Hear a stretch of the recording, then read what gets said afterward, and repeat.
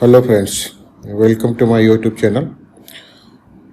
आज हम लोग एक नया इंडेस चालू करने वाले हैं जिसका नाम है इंडेस 16 related with property plant and equipment.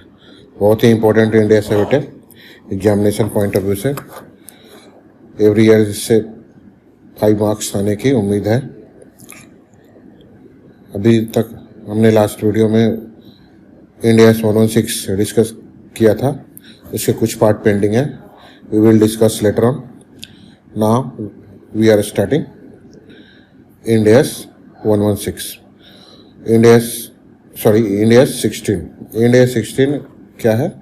India 16 related with property plant and equipment, जिसे कि हम फिक्स एसेट भी कह सकते हैं, फिक्स्ड एसेट।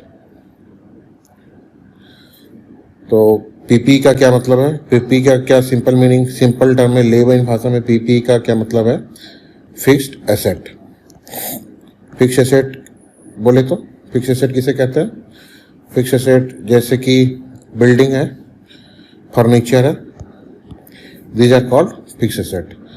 मतलब एक जगह पे फिक्स है जिसे हटाने के लिए हमें हैवी डिस्मेंटलिंग चार्ज इनकर करना पड़ेगा। That is why this is called fix asset. Movement is not possible without incurring heavy dismantling charge. Example, land, building, furniture etcetera. Okay, India 16 जो है, इंडिया 16 वेरी स्पेसिफिक है। फिक्स एसेट जो है, सारे fix asset इसमें cover नहीं करेंगे। India में 16 में ओनली दो asset will be covered which satisfy following 5 condition. अगर ये 5 शर्तें हमारी पूरा हो जाती है तभी इसे फिक्स एसेट माना जाएगा, अदरवाइज उसे फिक्स एसेट नहीं माना जाएगा, अदरवाइज उसे पीपी नहीं माना जाएगा। पहले कंडीशन ये है कि ये टेंजिबल फिक्स एसेट होना चाहिए। पहली कंडीशन क्या है पीपी की? पीपी होने के लिए पहली कंडीशन है it should B tangible fixed asset. Tangible का क्या मतलब है बेटे? टेंजिबल का मतलब है जिसे कि हम टच कर सके, फील कर सके, देख सके, छू सके, दैट इज कॉल्ड टेंजिबल। और इंटेंजिबल क्या है? जिसे हम टच ना कर सके, छू ना सके, केवल महसूस कर सके, जैसे कि कॉपीराइट, पेटेंट, ट्रेडमार्क। और टेंजिबल में क्या आ जाएगा? लैंड, बिल्डिंग, फर्नीचर, जिसे हम देख सकते हैं, छू सकते हैं, फील कर सकते हैं। तो पीपी के लिए, इंडिया 16 के लिए जो पहला कंडीशन है, condition 1, it should B tangible fixed asset. अगर वो टेंजिबल है तभी वो इस इंडेस में आएगी, अदरवाइज वो इंडेस में नहीं आएगा। इनटेंजिबल के लिए जो इंडेस एप्लीकेबल है वो इंडेस 37 एप्लीकेबल है, इनटेंजिबल एसेट। और उसकी डिस्कशन हम यहाँ नहीं करेंगे। यहाँ केवल हम टेंजिबल एसेट जो है उसका डिस्कशन हम यहाँ करेंगे। टेंजिबल एसेट जो है हम उसके यहाँ डिस्कशन करने वाले हैं। तो पहला कंडीशन है it should B tangible fixed asset. Tangible का मतलब हमने बता दिया, जो हमें छू सके, देख सके, जैसे कि लैंड, बिल्डिंग, फर्नीचर। दूसरा कंडीशन है, पहला कंडीशन तो ये है ही, इट शुड बी टेंजिबल हो, वो भी कैसा हो? फिक्स एसेट हो। दूसरा कंडीशन है इसे बिजनेस में यूज होना चाहिए, बिजनेस यूज के लिए ये एसेट होना चाहिए। It should be use in business, either in factory और इन शोरूम, या तो फैक्ट्री में या ऑफिस में के बिल्डिंग के लिए या एडमिनिस्ट्रेशन के लिए, कहीं भी यूज हो सकता है। प्रोडक्शन में यूज हो सकता है, एडमिनिस्ट्रेशन में यूज हो सकता है, या सेलिंग डिपार्टमेंट में यूज हो सकता है। But it should B for the use of business only, ना कि इसे रेंटल के लिए हो। दूसरा कंडीशन है कि it should be held for use for production, administration और selling department, either it should be use on factory और शोरूम। टेंजिबल फिक्स होना। अगर ये फैक्ट्री में यूज नहीं हो रहा हो, अगर ये कंडीशन 2 सेटिस्फाई नहीं हो रही, तो तीसरी कंडीशन हमें सेटिस्फाई चेक करना होगा, वो है कि it should be held for rental purpose. अगर बिल्डिंग कोई है अपने ऑफिस के लिए यूज नहीं कर रहे, तो हो सकता है कि उसे हमने रेंटल पे लगा दिया हो, किराए पे लगा दिया हो। तो अगर किराए पे लगा दिया हो तो उस केस में जो हम स्टडी करेंगे, उस केस में जो किराए के लिए, रेंट के लिए जो इंडेस है, वो इंडेस 40 है। रेंट के लिए इंड एस 40 या इंड एस 116, क्योंकि हम लोग ऑलरेडी पढ़ चुके हैं। जिन लोगों ने नहीं देखा वो हमारे प्रीवियस वीडियो देख सकते हैं। इंड एस 40 और रेंटल अकाउंटिंग और इंड एस 116 लीज अकाउंटिंग। तो एसेट के केस में, एसेट्स फिक्स एसेट के केस में दो चीज़ें हैं बेटे। एक तो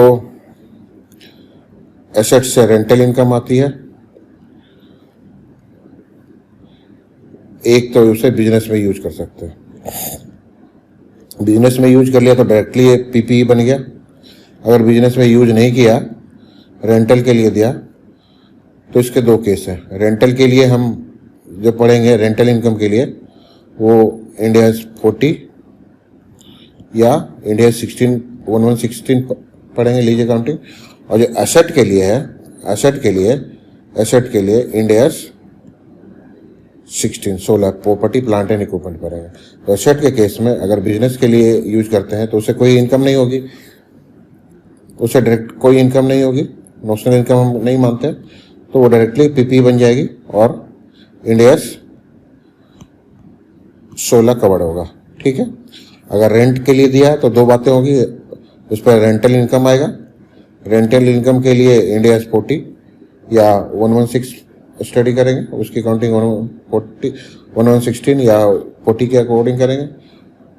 और जो एसेट पार्ट है, बैलेंस शीट में जो दिखाना है एसेट्स के लिए, PPE property plant equipment Ind S 16 applicable होगा।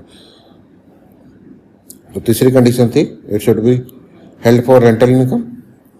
Accounting for rental will be done as per Ind S 14 या Ind S 16, but accounting for asset will be done as per Ind S 16 property plant and equipment. चौथा condition है बेटे, चौथा condition बहुत ही important condition है, इसका कोई economic benefit होना चाहिए। It should have some economic benefit. Economic benefit का क्या मतलब, जैसे कोई ऑफिस, कोई बिल्डिंग ऑफिस के लिए यूज किया हमने, तो हमारा किराए की बचत हो रही है, तो इसका क्या मतलब, इसका कोई इकोनॉमिक बेनिफिट है? या इसका अभी हमने 10 लाख रुपए में खरीद कर ऑफिस में यूज करने के लिए रख लिया, बाद में कैपिटल गेन हो गया, इसमें 50 लाख रुपए में बेच भी सकते हैं, तो इसका एक इकोनॉमिक बेनिफिट है। Other in terms of notional rental, इसे किराए पे भी लगा सकते हैं या कैपिटल गेन भी हो सकता है, तो इसका कुछ ना कुछ इकोनॉमिक बेनिफिट भी होना चाहिए। तो पीपीई को कवर करने, पीपीई होने के लिए इस एसेट्स का सम इकोनॉमिक बेनिफिट होना चाहिए। बिना इकोनॉमिक बेनिफिट, अगर जिस एसेट्स का कोई इकोनॉमिक बेनिफिट नहीं है उसको हम पीपीई नहीं मानेंगे। पीपी मानने के लिए उसका सम इकोनॉमिक बेनिफिट होना चाहिए, economic benefit, otherwise this would not be, otherwise it would not be covered under Ind S 16। और पांचवा और आखिरी कंडीशन है, it should have some non cost. इसकी जो कीमत है, इसका जो कॉस्ट है हमें मालूम होना चाहिए। इसका जो कॉस्ट है हमें पता होना चाहिए। अगर कॉस्टिंग हमें पता नहीं है, इसका वैल्यू पता नहीं है, तो इंड एस 16 उस पर एप्लीकेबल नहीं होगा। ठीक है। तो पहला कंडीशन क्या है, पहला कंडीशन जो है बेटे, ये टेंजिबल फिक्स एसेट होना चाहिए। टेंजिबल फिक्स एसेट होना, फिक्स एसेट होना चाहिए, वो भी किस नेचर का, टेंजिबल, टेंजिबल फिक्स एसेट। दूसरा कंडीशन क्या है, इसे बिजनेस में यूज में होना चाहिए। अगर बिजनेस यूज में नहीं है तो फिर रेंटल के लिए रखा हो, इन दोनों में से कोई एक कंडीशन फुलफिल होना चाहिए। चौथा कंडीशन है कि इससे सम इकोनॉमिक बेनिफिट डिराइव होना चाहिए। और पांचवा कंडीशन है, इसकी कॉस्टिंग हमें मालूम होनी चाहिए। कभी कभी क्या होता है बेटे, जब कोई हम सेफ्टी इक्विपमेंट लाते हैं या पोल्यूशन कंट्रोल इक्विपमेंट लाते हैं, जैसे कि फायर एक्सटिंग्विशर ले आए या एयर प्यूरीफायर लाए, ये एसेट जो है हमारे मेन एसेट को बेटर परफॉर्म करने में हेल्प करते हैं। जैसे कोई फैक्ट्री है, फैक्ट्री में हमने एग्जॉस्ट फैन लगा दिया, एग्जॉस्ट फैन की अपनी जो वैल्यू है वो बहुत ही कम है, अपनी वैल्यू बहुत ही कम है, बट फैक्ट्री के मशीन को सुचारू रूप से चलाने के लिए ये एग्जॉस्ट फैन काफ़ी इम्पोर्टेंट होता है। ये मदद करते हैं उस मशीन को बेहतर परफॉर्मेंस के लिए, बेटर परफॉर्मेंस में मदद करते हैं। जैसे फायर एक्सटिंग्विशर है, इसका वैल्यू अपना बहुत ही कम होता है, बट फ्यूचर में आग से बचाने के लिए ये सेट काफ़ी हेल्पफुल होता है। तो इस टाइप के सेट को हम पीपी में कवर करके चलेंगे। If any enterprises install safety and pollution control equipment जैसे कि फायर सेफ्टी इक्विपमेंट या air purifier, then these assets should also be considered as PP. क्यों? क्योंकि ये हेल्प करते हैं बेटर परफॉर्मेंस में, टू परफॉर्म बेटर। ओके, छोटे छोटे जो मोल्ड्स डाई हैं, मोल्ड्स या डाई जो होते हैं, ये इनकी तो अपना काफ़ी कम वैल्यू होता है, बट ये एसेट का ही पार्ट होता है। मोल्ड्स, डाई, जिग, ये सब जो है एसेट का ही पार्ट होता है।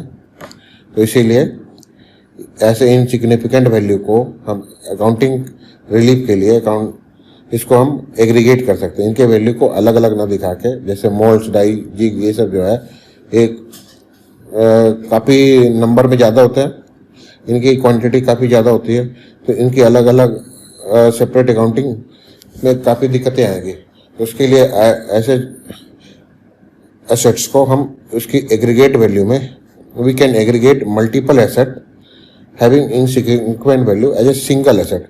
इनको सिंगल एसेट के रूप में अपने बुक्स ऑफ अकाउंट्स में दिखा सकते हैं। मोल्ड, डाई को इनको अलग अलग सेपरेटली दिखाना हमारे लिए मैंडेटरी नहीं है। मोल्ड, डाई, ये सब जो आइटम है ये काफ़ी छोटी छोटी आइटम होती है, पर इनकी वैल्यू पर इनकी क्वांटिटी काफ़ी ज़्यादा होती है। तो इनको सेपरेट अकाउंटिंग ना करके इनको सिंगल एक एग्रीगेट करके, जैसे 100 मोल्ड्स हैं, 100 मोल्ड्स में हैं, तो इनको एक साथ इकट्ठा बुक्स में दिखा सकते हैं। या 200 डाइज है, तो इनको एक साथ इकट्ठा बुक में इनकी वैल्यू को क्लब करके एग्रीगेट करके हम अपने बुक्स में दिखा सकते हैं। और कुछ आइटम ऐसी होते हैं जिनका की वैल्यू बहुत ही कम होता है, तो ऐसे लो वैल्यू आइटम को हम directly profit and loss account में चार्ज कर देंगे, उसे कैपिटलाइज नहीं करेंगे। लो वैल्यू आइटम जिनका कि इकोनॉमिक बेनिफिट सेम ईयर में आ जाना है, more than one accounting year में उसका वैल्यू इकोनॉमिक बेनिफिट नहीं आएगा, तो ऐसे आइटम को हम डायरेक्टली P&L में चार्ज कर देंगे, कैपिटलाइज नहीं करेंगे। तो अभी तक हमने क्या लर्न किया? अभी तक हमने देखा पीपी का मीनिंग क्या होता है। पीपी में को कवर करने के लिए पीपी के लिए 4-5 कंडीशन है। पहला, फिक्स एसेट होना चाहिए, टेंजिबल नेचर का, बिजनेस में यूज होना चाहिए, रेंटल पर्पस के लिए होना चाहिए, इकोनॉमिक बेनिफिट होना चाहिए, और उसका कॉस्ट हमें पता होना चाहिए। एक कंसेप्ट है बेटे,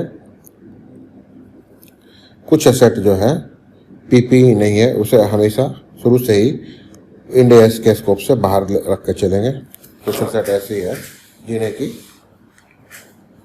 इस डिफिनेशन से बाहर रख के चलेंगे। ऐसे एसेट में कौन कौन से हैं? जैसे बायोलॉजिकल एसेट जो है वो इस इंड एस के स्कोप से बाहर है। बायोलॉजिकल एसेट जिन पे कि इंड एस जो कौन सा एप्लीकेबल होता है, इंड एस 41 अट्रैक्ट होता है बायोलॉजिकल एसेट पे, उसे इस इंड एस से बाहर रख के चलेंगे। इस इंड एस में उसकी चर्चा नहीं करेंगे। इस इंड एस 16 जो है एप्लीकेबल नहीं है बायोलॉजिकल एसेट पे, तो biological asset is out of scope of end S. उस पर इंड एस 16 एप्लीकेबल नहीं होता, उस पर कौन सा होता है? इंड एस 41 एप्लीकेबल होता है। बट वही बायोलॉजिकल एसेट अगर बियरर प्लांट है, तो अगर बियरर प्लांट है तो उस पर 16 एप्लीकेबल होगा, 41 एप्लीकेबल नहीं होगा। ठीक है, तो बायोलॉजिकल एसेट 2 टाइप की होगी, बियरर प्लांट और नॉन बियरर प्लांट। अगर नॉन बियरर प्लांट है, बायोलॉजिकल एसेट है, तो इंड एस 41 एप्लीकेबल होगा। अगर बियरर प्लांट है तो इंड एस 16 एप्लीकेबल होगा। दूसरा जो है मिनरल ऑयल या मिनरल ऑयल या वेस्टिंग एसेट, जो जिसपे कि इंड एस 106 एप्लीकेबल होता है। मिनरल एक्सट्रैक्शन बिजनेस में जो एसेट यूज होती है उसके लिए हम लोग सेपरेट इंड एस पढ़ेंगे, इंड एस 106। तो ऐसे एसेट्स को मिनरल ऑयल एक्सट्रैक्शन के बिजनेस में जो एसेट यूज होता है, वैसे एसेट्स को हम लोग इंड एस 16 के स्कोप से बाहर रख कर चलेंगे, उस पर इंड एस 16 एप्लीकेबल नहीं है। पहले जो एसेट मान लीजिए बिजनेस के लिए यूज हो रहा था, कोई बिल्डिंग है तो बिजनेस के लिए यूज कर रहे थे, अब हमने उस बिल्डिंग को डिस्कार्ड कर दिया, नया बिल्डिंग खरीद लिया। पुराना बिल्डिंग हमने हेल्ड फॉर सेल रख लिया, उसको फ्यूचर में बेचने के लिए रख लिया, अब हम उसे यूज नहीं कर रहे, नया बिल्डिंग हमने खरीद लिया।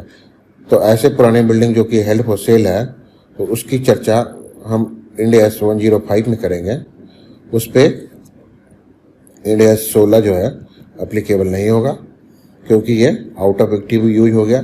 जो एसेट यूज में है उसी को हम इंड एस 16 में मान कर चलेंगे। अदरवाइज जो एसेट यूज में नहीं है उस पर इंड एस 16 एप्लीकेबल नहीं होगा। जैसे हेल्ड फॉर सेल है तो उस पर इंड एस 105 एप्लीकेबल होगा। End S 105। तो 3 टाइप के एसेट जो हैं इस इंड एस के स्कोप से बाहर है। पहला है बायोलॉजिकल एसेट, दूसरा जिस पे इंड एस 106 एप्लीकेबल होता है मिनरल ऑयल या मिनरल ओस या वेस्टिंग एसेट, और तीसरा एसेट जो है जिस पे कि इंड एस 105 एप्लीकेबल होता है revise asset and held S for sale asset. ऐसे एसेट्स पर ये इंड एस 16 पीपी एप्लीकेबल नहीं होता। पर बियरर प्लांट पे अभी हमने बताया था, बियरर प्लांट पे इंड एस 16 एप्लीकेबल है। तो अभी ये क्वेश्चन उठता है कि सर ये बियरर प्लांट क्या होता है। Bearer plant are not biological asset. Bearer plant जो है उसे बायोलॉजिकल एसेट नहीं मानते as per Ind S 16, but इसे क्या मानते हैं, पीपीई मानते हैं, इसे फिक्स एसेट मानते हैं। But this plant should be considered as PP property plant agreement. अगर कुछ शर्तें पूरी हो जाएं जो जिसका कि हम चर्चा करने जा रहे हैं, अगर ये 3 कंडीशन पूरी हो जाती है तो ऐसे बियरर प्लांट को हम पीपी मानेंगे, बायोलॉजिकल एसेट नहीं मानेंगे। ऑल्दो इसका नेचर क्या है, बियरर प्लांट है, पर बियरर प्लांट होते हुए भी अगर ये 3 शर्तें पूरी हो जाती है तो उसे हम पीपी मान लेंगे। पहली शर्त क्या है, it should have some agriculture producer. जैसे कोई एप्पल का ट्री है, उसमें एप्पल लगा हुआ है, मैंगो ट्री में मैंगो लगा हुआ है, कोकोनट ट्री में कोकोनट लगा हुआ है, तो it should have some agriculture produce. कोई फल वाली पेड़ है, मान लो जैसे कोई फल वाला पेड़ है उसमें फल लगा हुआ है, तो पहला कंडीशन है it should have some agriculture produce, उसमें कुछ फल फूल लगा हुआ है, एग्रीकल्चर प्रोड्यूस हो, it should have some agriculture produce. दूसरा कंडीशन है, और इसका लाइफ जो है, ऐसे बायोलॉजिकल एसेट की लाइफ जो है 1 साल से अधिक होना है। बायोलॉजिकल एसेट का क्या मतलब है, जो नेचुरल एसेट है, जैसे ट्री है, तो सिंपल ट्री यहाँ चर्चा नहीं करा। ट्री के साथ जैसे ट्री के साथ उसमें जो फल लगे हुए हैं, जैसे एप्पल ट्री होगा या मैंगो ट्री या कोकोनट ट्री, उसके साथ जो फल वाले ट्री हैं, फल भी लगा हुआ है, तो उस ट्री की यहाँ पे चर्चा करेंगे, उसे हम बियरर प्लांट मानेंगे। बियरर प्लांट मतलब उसमें कुछ फल फूल लगा हुआ हो। तो पहली कंडीशन है बियरर प्लांट होने के लिए, जैसा कि नाम से क्लियर है, it should have some agriculture produce, agriculture produce होना चाहिए, उसमें फल लगे होना चाहिए, और उसकी लाइफ जो है प्लांट की, ऐसे पेड़ की लाइफ 1 साल से ज़्यादा हो। अगर 1 साल से कम है तो उसे कैपिटलाइज नहीं करेंगे, अगर 1 साल से ज़्यादा है तो कैपिटलाइज करेंगे, पीपी मानेंगे। और ऐसे प्लांट का जो उद्देश्य है, ऐसे ट्री का जो उद्देश्य है, लकड़ी के लिए इस्तेमाल नहीं करना हो, लकड़ी इकट्ठे करने के लिए नहीं हो। It should not be grown with the intention of getting lumber. इनका उद्देश्य लकड़ी इकट्ठी करने के लिए नहीं हो। If tree plant is grown with the intention of getting woods या crops, then it will be considered biological. अगर इनका उद्देश्य लकड़ियाँ प्राप्त करना है, जैसे टीक के पेड़ से टीक वुड प्राप्त करना है, या पाइन वुड प्राप्त करना है, या वीट के क्रॉप से वीट प्राप्त करना है, मेज के क्रॉप से मेज प्राप्त करना अगर उद्देश्य है, तो उसे हम बियरर प्लांट नहीं मानेंगे, बायोलॉजिकल एसेट मानेंगे। तो बायोलॉजिकल एसेट के एक्सेप्शन क्या थे, बायोलॉजिकल एसेट हमने अभी क्या पढ़ा, बायोलॉजिकल एसेट जो है वह 41 में कवर्ड है, और उसके एक्सेप्शन है बियरर प्लांट। बियरर प्लांट पे इंड एस 16 एप्लीकेबल है अगर 3 शर्तें पूरी हो। पहली शर्त है इसमें सम एग्रीकल्चर प्रोड्यूस हो, दूसरा इसकी लाइफ 1 साल से ज़्यादा हो, और तीसरा इसका उद्देश्य या लकड़ी प्राप्त करना या क्रॉप प्राप्त करना इसका उद्देश्य ना हो। ठीक है, तो ये 3 कंडीशन अगर पूरी होती हैं तो उसे हम बीआरआर प्लांट कहेंगे और उस पर इंड AS 16 अप्लीकेबल होगा। अब नेक्स्ट कॉन्सेप्ट जो है पीपी को रिकॉग्निशन की। पीपी की रिकॉग्निशन टू टाइम पे करनी होगी। एक तो फर्स्ट टाइम जब हम खरीद के लाएंगे या खुद कंस्ट्रक्ट करेंगे, बाय करेंगे या कंस्ट्रक्ट करेंगे। दूसरा जब हम रिपोर्टिंग डेट पे उसे रिपोर्ट करेंगे, at the end of reporting date पे उसकी रिपोर्टिंग करेंगे। डेट 31 मार्च नॉर्मली होता है। तो जब हम खरीद के लाएंगे तो उसकी जो हम रिपोर्टिंग करेंगे उसे हम क्या माने कहेंगे, इनिशियल रिकॉग्निशन बोलेंगे। और रिपोर्टिंग डेट पे जब हम उसकी रिपोर्ट करेंगे, बुक्स में एंट्री करेंगे, तो उसे क्या कहेंगे, सब्सिक्वेंट रिकॉग्निशन। Subsequent recognition. तो सब्सिक्वेंट रिकॉग्निशन क्या होगा, रिपोर्टिंग डेट पे जो हम वैल्यू कैलकुलेट करेंगे उसे हम सब्सिक्वेंट रिकॉग्निशन करेंगे। और फर्स्ट टाइम जब हम खरीद के लाएंगे तो उसके बुक्स में क्या एंट्री करेंगे उसे हम इनिशियल रिकॉग्निशन करेंगे।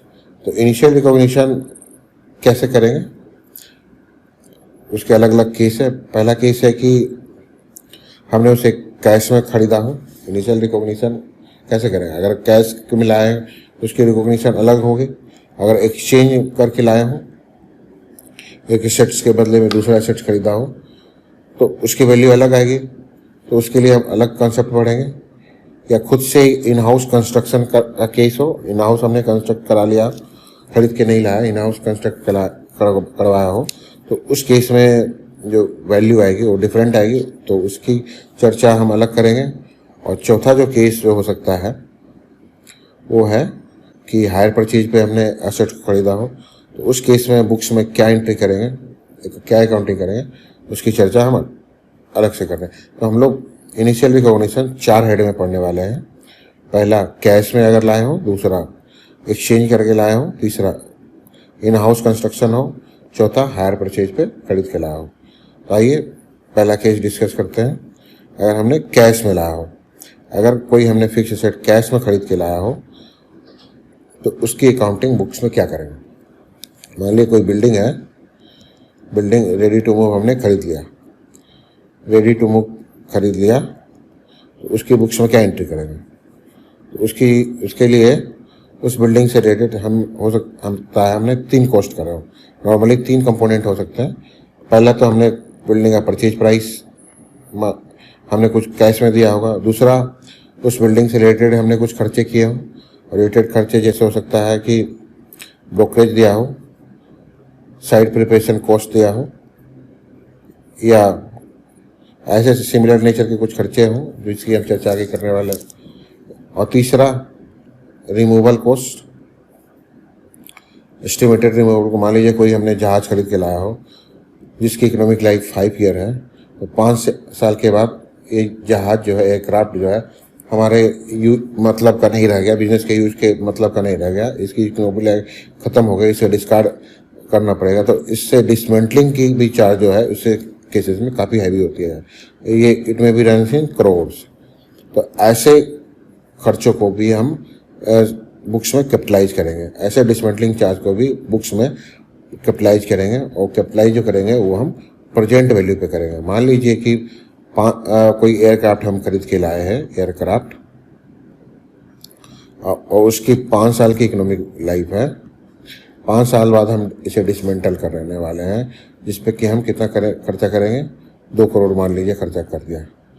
तो 2 करोड़ हमने 5 साल बाद खर्चा करना है। उसकी आज के डेट पे क्या वैल्यू है, इनिशियल रिकॉग्निशन के टाइम पे क्या वैल्यू है, वो हमें ज्ञात करना होगा।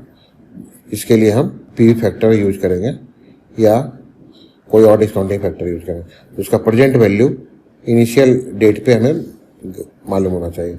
टाइम स्केल डायग्राम पे आपको बताते हैं। जैसे मान लीजिए एयरक्राफ्ट हमने आज लाया, ये इस डेट पे लाया, 5 साल बाद हम डिसमेंटल करेंगे। तो 5 साल बाद डिसमेंटल करेंगे एयरक्राफ्ट को। तो इस एयरक्राफ्ट की आज की वैल्यू क्या है, इसको हम क्या बोलेंगे, प्रेजेंट वैल्यू। तो इसे इस डिसमेंटलिंग, जो मान लीजिए डिसमेंटलिंग चार्ज 2 करोड़ रुपया है, इस 2 करोड़ जो हमें देना है 5 साल बाद देना है।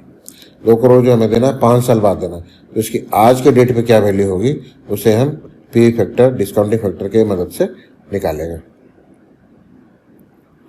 तो ये भी हमारा कॉस्ट का पार्ट पड़ेगा। तो एसेट में के कॉस्टिंग में क्या क्या लेंगे, सबसे पहले हम लेंगे परचेज प्राइस, फिर उससे रिलेटेड कोई हमने एक्सपेंसेस किया वो लेंगे, फिर उसका जो एस्टिमेटेड रिमूवेबल कॉस्ट है वो हम लेंगे। इन तीनों को जब हम क्लब कर देंगे तो हमारा एसेट का प्राइस आ जाएगा। सबसे पहले हम क्या लिए, परचेज प्राइस लेंगे, फिर उसके बाद रिलेटेड एक्सपेंसेस लेंगे, फिर उसके बाद सबसे लास्ट में dismantling cost, cost of removal, वो भी प्रेजेंट वैल्यू टर्म्स में लेंगे। अब रिलेटेड एक्सपेंसेस क्या हो सकता है, जैसे नॉन रिफंडेबल ड्यूटी और टैक्सेस, जिसका कि कोई हमें क्रेडिट नहीं मिल रहा है, ऐसे खर्चों को हम कैपिटलाइज करके चलेंगे। अगर हमने कोई ट्रांसपोर्टेशन एक्सपेंसेस किया हो एसेट को खरीदने के लिए, एसेट से रिलेटेड कोई ट्रांसपोर्टेशन एक्सपेंसेस हो, उसे हम कैपिटलाइज करके चलेंगे। और कोई लोडिंग अनलोडिंग डायरेक्टली एसेट से रिलेटेड है तो उसे हम कैपिटलाइज करके चलेंगे। अगर ट्रांजिट इंश्योरेंस है या ब्रोकरेज कमीशन है या साइट प्रिपरेशन कॉस्ट है, जैसे कोई एसेट लाया उसके लिए स्पेशल फाउंडेशन बनाना पड़ा, जैसे कोई मशीन लाया हमें उसको इंस्टॉल करने के लिए फाउंडेशन बनाना पड़ा, नींव डालनी पड़ी, तब जाके वो मशीन यूज करने लायक बना, तो उस साइट प्रिपरेशन कॉस्ट को भी हम कैपिटलाइज करेंगे।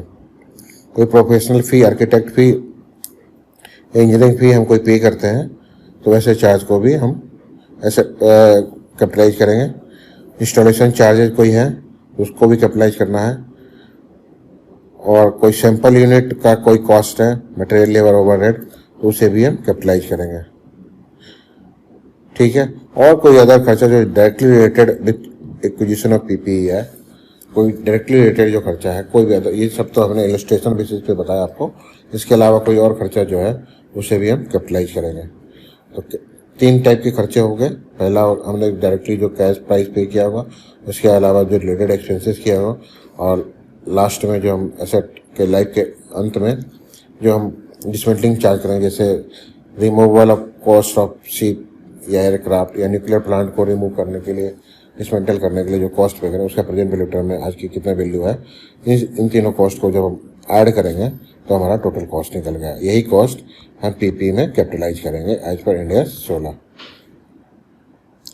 कुछ खर्चे जो हैं, कुछ एक्सपेंसेस हैं, उसको हम कॉस्ट का पार्ट नहीं मानेंगे। जैसे कि कोई ट्रेड डिस्काउंट है, ट्रेड डिस्काउंट कभी भी हम कॉस्ट का पार्ट नहीं मानते, वो कॉस्ट में से लेस करके हमेशा, कॉस्ट में से बुक्स में वो दिखता नहीं है ट्रेड डिस्काउंट, हमेशा जो एंट्री पास होती है कॉस्ट में से लेस करके होती है। दूसरा, अगर कोई गवर्नमेंट ग्रांट है हमें कोई मिला हो तो उसे भी हम कॉस्ट में से रिड्यूस करेंगे। जैसे मान लीजिए 10 लाख की एसेट है, 2 लाख रुपये गवर्नमेंट ग्रांट है, तो टोटल हम कॉस्टिंग जो लेंगे 8 लाख रुपये लेंगे। अगर स्क्रैप से सैंपल यूनिट को बेच के कोई स्क्रैप वैल्यू कोई मिलने वाला है तो उसे भी लेस करेंगे। और कोई रिफंडेबल ड्यूटी और टैक्सेस है, जैसे कि जीएसटी है, रिफंडेबल है, कोई आईटीसी मिल जाना है इसका जीएसटी का, तो ऐसे रिफंडेबल ड्यूटी और टैक्सेस को हम लेस करेंगे।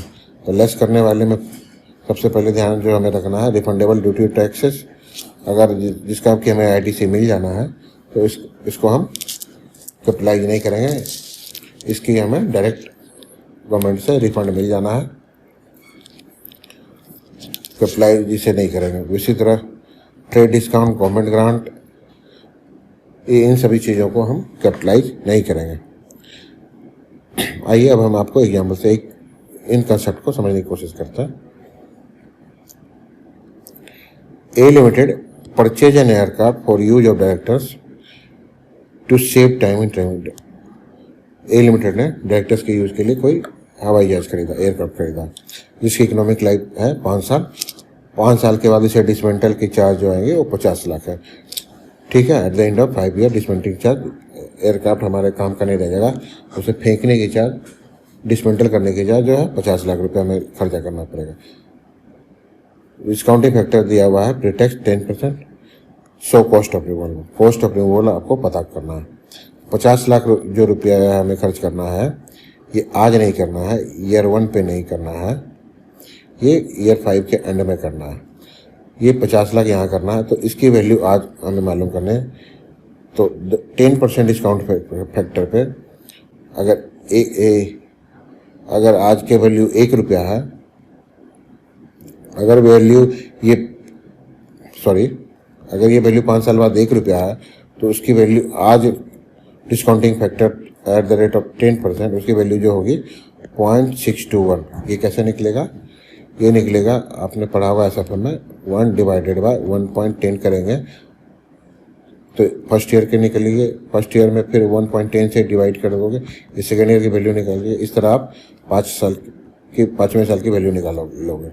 तो डिस्काउंटिंग फैक्टर 10% पे 10% डिस्काउंटिंग फैक्टर पे जो वैल्यू निकल के आएगी वो 0.621 आएगी। और 5 साल बाद हमें 50 लाख खर्चा करना है, उसकी आज के डेट पे कितनी वैल्यू निकल के आएगी? 31,05,000। कैसे निकल के आएगी? डिस्काउंटिंग फैक्टर से मल्टीप्लाई कर दिया 10% से, तो ये 31 लाख। 5 साल बाद हमें 50 लाख रुपए खर्च करना है, उसके आज के डेट पे वैल्यू कितनी आ गई? उसकी आज के डेट पे वैल्यू आ गई 31,50,000। ठीक है, 31,05,000 को 10% इंटरेस्ट रेट पे अगर हम कैपिटलाइज करेंगे, लगाएंगे, तो ये 50 लाख वैल्यू 5 साल बाद आ जाएगी। तो इनिशियल डेट पे हम क्या रिकॉग्निशन करेंगे? इनिशियल डेट पे 31,50,000 पे एक प्रोविजन बना देंगे, PP account debit to provision for dismantling को 31,50,000। ये फर्स्ट टाइम जब हम बुक में रिकॉग्निशन करेंगे तो 50 लाख पे एंट्री पास नहीं करेंगे, 50 लाख पे नहीं करना, इसे हम 31,05,000 पे करना है, क्योंकि आज की डेट पे उसकी वैल्यू फेयर वैल्यू 31,05,000 है। 50 लाख तो हमें 5 साल बाद देना है।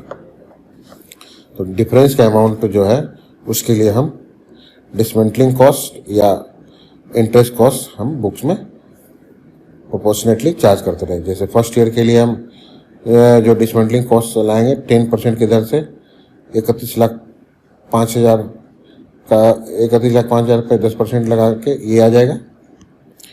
फिर दूसरे साल पे 10% इंटरेस्ट लगा के या एनवायरमेंटल कॉस्ट लगा के ये आ जाएगा।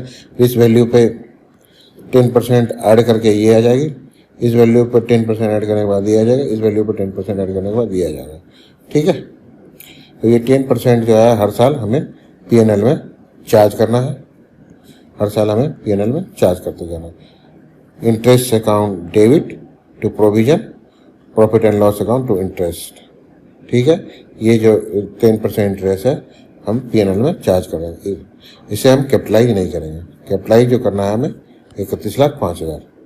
रेस्ट अमाउंट जो है, डिफरेंस अमाउंट वो है, वो इंटरेस्ट का है या अनबेंडिंग कॉस्ट है, उसे हम P&L में चार्ज करेंगे। At the end of 5th year जब हम एसेट को डिसमेंटल करेंगे तो प्रोविजन जो हमने बनाया हुआ प्रोविजन को डेबिट करेंगे और कैश को क्रेडिट करेंगे।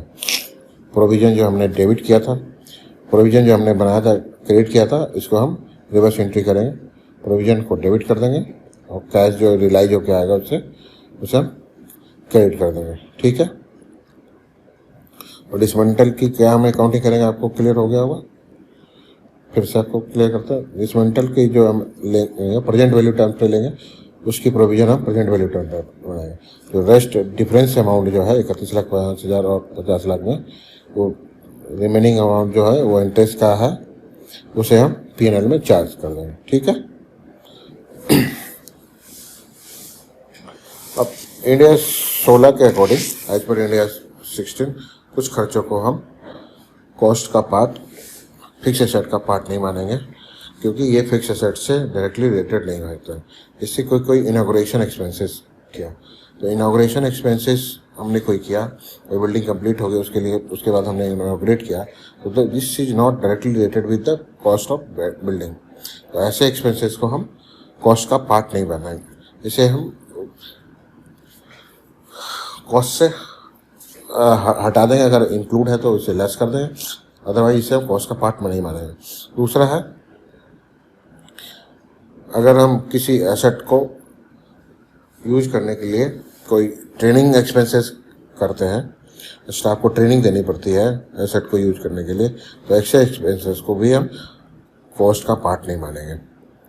जैसे स्टाफ ट्रेनिंग कॉस्ट, और कोई जनरल एडमिनिस्ट्रेटिव ओवरहेड है, कोई स्पेसिफिक नहीं है, जनरल एडमिनिस्ट्रेटिव या सेलिंग ओवरहेड है, तो ऐसे खर्चों को डायरेक्टली हम P&L में चार्ज कर देंगे, इसे कैपिटलाइज नहीं करेंगे। तो एडवर्टीजमेंट एक्सपेंसेस या इनॉग्रेशन एक्सपेंसेस या स्टाफ ट्रेनिंग कॉस्ट, ऐसे जो खर्चे हैं ये डायरेक्टली कॉस्ट का पार्ट नहीं बने, क्योंकि ये डायरेक्टली पीपी से रिलेटेड नहीं है। जो पीपी से डायरेक्टली रिलेटेड है वही खर्चे पीपी का पार्ट बनेंगे, अदरवाइज वो पीपी का पार्ट नहीं बनेगा। पीपी का पार्ट नहीं बनने वाले खर्चों का एग्जांपल है inauguration expenses, selling and distribution overhead, administration overhead, staff training, या कोई एडवर्टीजमेंट एक्सपेंसेस करते हैं, प्रमोशन के लिए करते हैं, न्यू प्रोडक्ट के लिए, तो ऐसे खर्चे को हम पीपी का पार्ट नहीं मानेंगे, उसे कॉस्ट में कैपिटलाइज नहीं करेंगे। अभी तो हमने जो एसेट कैश में परचेज किया उसका हमने चर्चा किया। अब कोई एसेट जो ऐसा हो सकता है जैसे कि हम सेल्फ कंस्ट्रक्ट करें, खुद से कंस्ट्रक्ट किया, कोई बिल्डिंग हमने खुद से बनाए हो, खुद से इन हाउस बना, वैसे खर्चे में हम क्या करेंगे। अभी तो हमने जो चर्चा किया, ये जो चर्चा किया बनी बनाई बिल्डिंग हमने खरीद के लाई, तो उसके लिए हम कैसे कैपिटलाइज करेंगे। दूसरा केस जो है हमने सेल्फ कंस्ट्रक्ट कराया, तो उस केस में कॉस्ट में क्या कर लेंगे। उस केस में बहुत ही सिंपल है, जो मटेरियल डायरेक्ट मटेरियल जो यूज हुआ होगा बिल्डिंग को कंस्ट्रक्ट करने के लिए, डायरेक्ट मटेरियल के खर्चे को ऐड करेंगे, डायरेक्ट वेजेज को, डायरेक्ट एक्सपेंसेस जो है, जो भी direct material labour overhead directly जो है उस बिल्डिंग से रिलेटेड, कंस्ट्रक्शन से रिलेटेड, उस खर्चे को ऐड करेंगे। फिर अगर कोई प्रोपोर्शनल बेसिस पे, रीजनेबल बेसिस पे कॉमन ओवरहेड के जो खर्चे हैं, बिजली पानी ये सब जो खर्चे कॉमन ओवरहेड के जो खर्चे हैं, सेलिंग डिस्ट्रीब्यूशन ओवरहेड जो खर्चे हैं, कॉमन एक्सपेंसेस हैं, उसको रीजनेबल बेसिस पे, प्रोपोर्शनेट बेसिस पे ऐड करेंगे। बहुत ही सिंपल है। तो इन सबों को ऐड करने के बाद हमें पीपी की कॉस्ट मालूम हो जाएगी। तो अगर हमने इन हाउस कंस्ट्रक्ट कराया तो उस केस में बहुत ही सिंपल है, मटेरियल लेबर ओवरहेड ऐड कर दो तो हमें कॉस्ट ऑफ पीपी प्राप्त हो जाएगी। कॉस्ट ऑफ पीपी ज्ञात करते समय एक बात हमें और ध्यान रखनी है, वो क्या है कि इंटर डिपार्टमेंट ट्रांसफर, एक डिपार्टमेंट से दूसरे डिपार्टमेंट में कोई ट्रांसफर करते हैं, अगर उसमें कोई प्रॉफिट का एलिमेंट है तो उस प्रॉफिट के एलिमेंट को हमें नहीं कंसिडर करना। जैसे कि स्टोर डिपार्टमेंट ने कंस्ट्रक्शन डिपार्टमेंट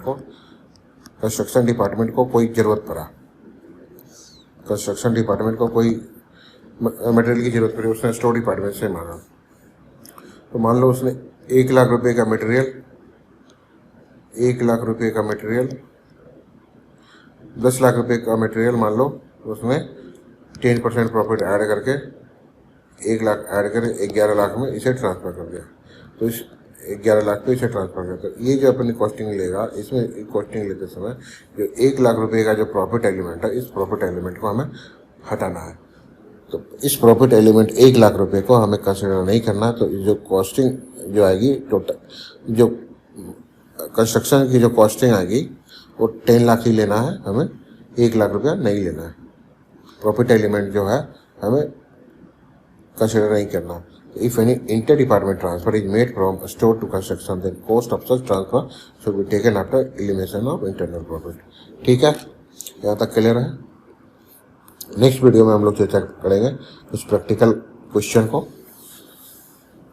फिलहाल के लिए अभी इतना ही, आप रिवाइज करें। तो आज के लिए हम समराइज करते हैं, हमने क्या क्या सीखा। हमने सीखा पीपीई का मीनिंग क्या होता है, what is the meaning of PPE, property plant and equipment. और प्रॉपर्टी प्लांट इक्विपमेंट होने के लिए हमें 5 शर्त कंडीशन फुलफिल होना चाहिए। और फिर उसके बाद उसकी इनिशियल रिकॉग्निशन कैसे करेंगे, सब्सिक्वेंट रिकॉग्निशन कैसे करेंगे। फिर बायोलॉजिकल एसेट के बारे में पढ़ा हमने।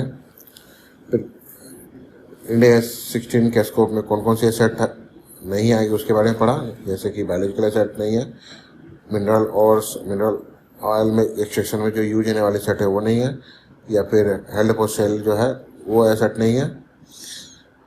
नेक्स्ट कॉन्सेप्ट जो हम पढ़ने वाले हैं, नेक्स्ट वीडियो में हम लोग इन सब कॉन्सेप्ट से रिलेटेड जो प्रैक्टिकल क्वेश्चन है उनकी चर्चा करेंगे। फिलहाल के लिए इतना।